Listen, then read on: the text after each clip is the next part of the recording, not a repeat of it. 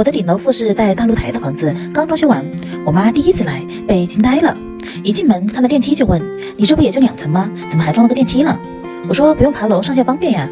这电梯小小一个，节省空间呀。”我妈换鞋说：“你这鞋柜怎么长这样啊？”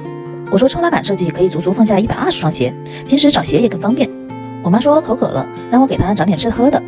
我说：“欢迎来到我的小卖部，零食饮料通通都在这里，想要喝冰的可以直接加冰块。”我妈说：“你这冰块从哪里来的呢？”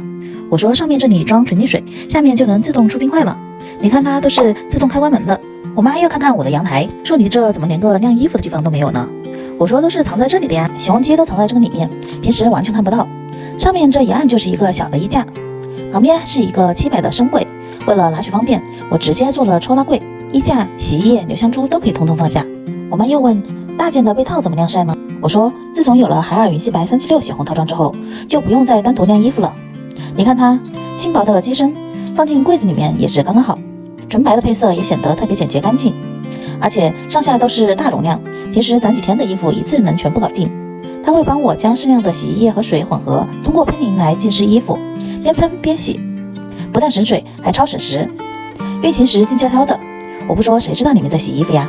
我妈说：“确实洗得干净，但是它能够烘得透吗？肯定还是晾晒好吧。”我说：“我家这台可是双擎热泵烘干机，正反两侧都能够转动出风，这样每件的边角都能干得透透的，还能除菌螨，拿出来可以直接穿。”我妈摸了摸，说：“还真是那么回事儿，摸着热烘烘的。”我妈站在阳台看外面的风景，说：“你这大落地窗景色确实还不错，但是你这10楼窗户脏了，外面怎么做卫生呢？”我说：“直接用擦窗机器人呀，平时一扣一吸就可以开始工作啦。它会边擦边喷水，家里的玻璃门、瓷砖也是能擦的，是不是很干净呀？”我妈说：“巴掌大点房子被你整得花样挺多的，但是万一停电怎么办？”